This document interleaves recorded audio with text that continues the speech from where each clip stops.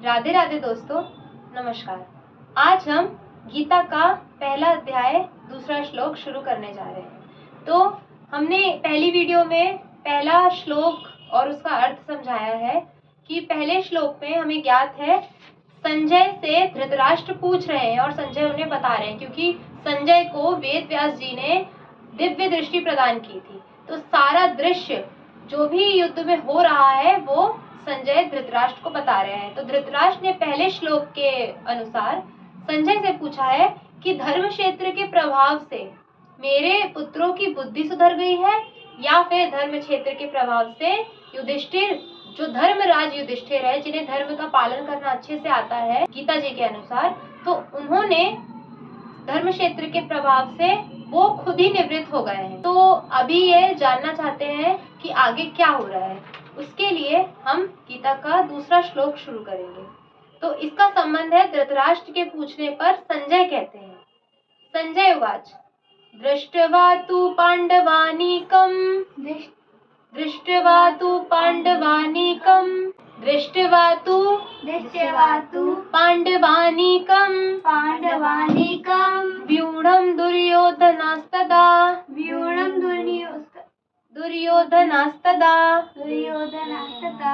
आचार्यमुपसंगम्य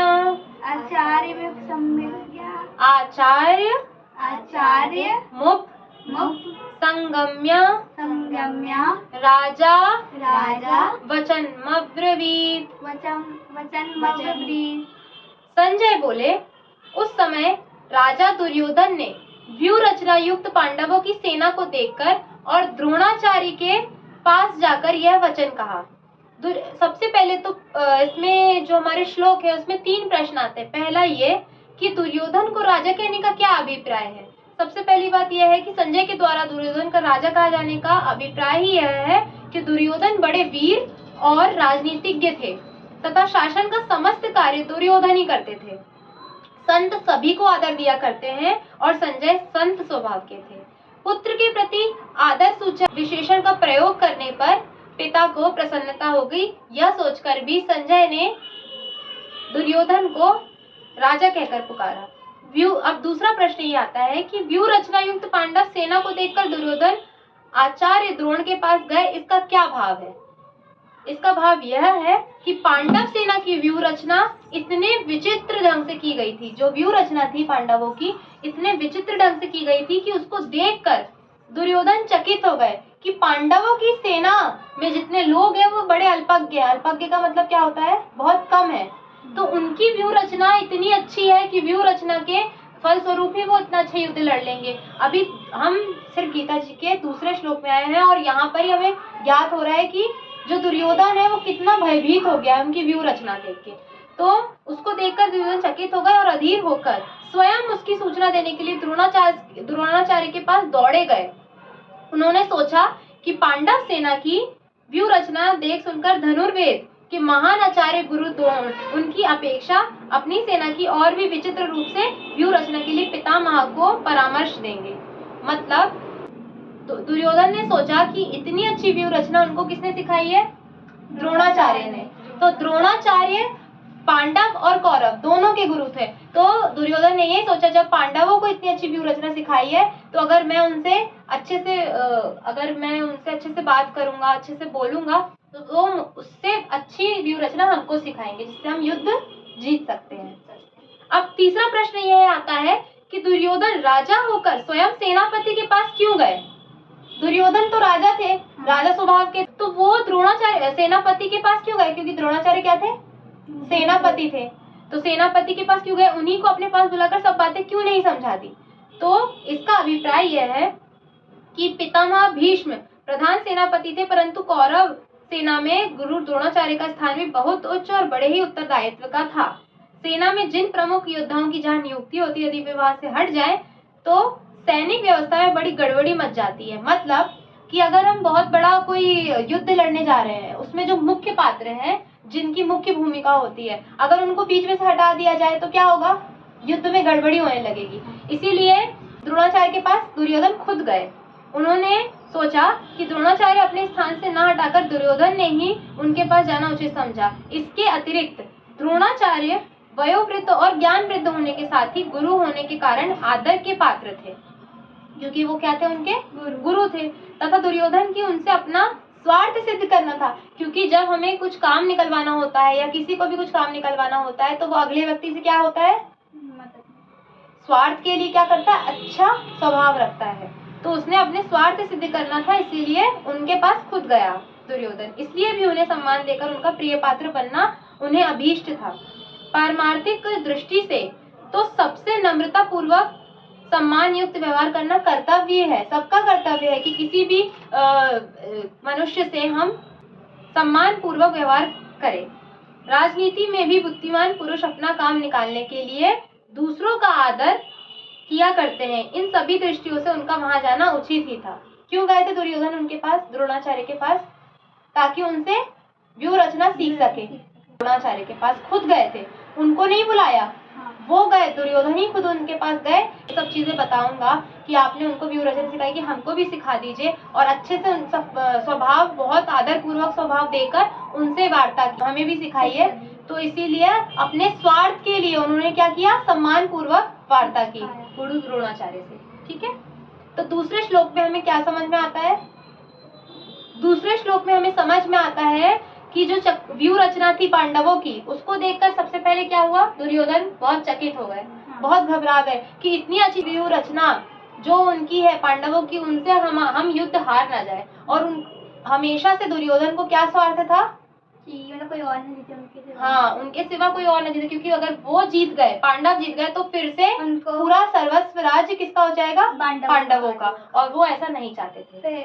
उनको नीचे दिखाना चाहते थे। हाँ, तो वो उनको नीचे दिखाने चाहते थे, इसीलिए उन्होंने क्या किया, गुरु द्रोणाचार्य के पास व्यूह रचना सीखने के उद्देश्य से और अपना स्वार्थ लेने के उद्देश्य से उनके पास उनसे कैसी बात की, आदर पूर्वक अच्छे से बात की। ठीक है, तो दूसरा श्लोक समझ में आ गया।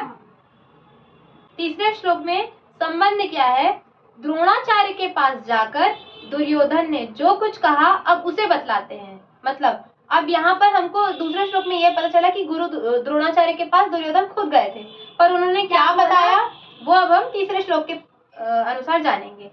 पश्यैताम पांडुपुत्र रामाचार्य महतीम चमूम व्यूणाम द्रुपदपुत्रेण तव शिष्येर्धीमता।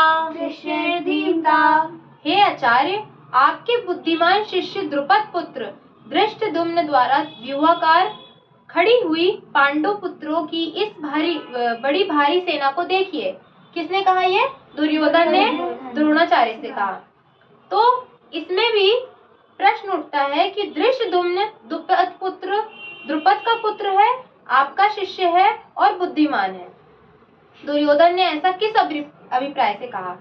तो दुर्योधन बड़े चतुर और कूटनीतिज्ञ थे। हमें दूसरे श्लोक से ज्ञात है कि दुर्योधन क्या है, बड़े कूटनीतिज्ञ, मतलब तेज दिमाग वाले हैं कि हमको अपना स्वार्थ कैसे निकालना है, वो ये जानते थे। तो दुर्योधन बड़े कूटनीतिज्ञ थे। धृष्टद्युम्न के प्रति प्रतिहिंसा तथा पांडवों के प्रति द्रोणाचार्य की बुरी भावना उत्पन्न करके उन्हें विशेष उत्तेजित करने के लिए दुर्योधन ने धृष्टद्युम्न को द्रुपद पुत्र और आपका बुद्धिमान शिष्य कहा। किसका बुद्धिमान शिष्य कहा? द्रोणाचार्य का। और द्रुपद पुत्र कहा, क्या कहकर? इनको भी आदर से। अगर वो द्रोणाचार्य के पास आदर पूर्वक गए हैं तो दूसरे लोगों की बातें भी वो आदर पूर्वक ही कर रहे हैं।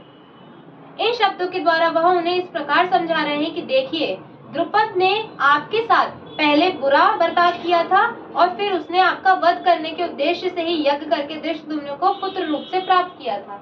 मतलब दुर्योधन इधर पर पूर्व की बातें बतलाकर क्या कर रहा है? भड़काने का काम कर रहा है। धृष्टद्युम्न इतना कूटनीतिज्ञ है और आप इतने सरल है। कूटनीतिज्ञ यहाँ पर असल में कौन है? दुर्योधन। पर बता किसको रहा है? धृष्टद्युम्न को। तो उन्होंने कहा धृष्टद्युम्न इतना कूटनीतिज्ञ है और आप इतने सरल है।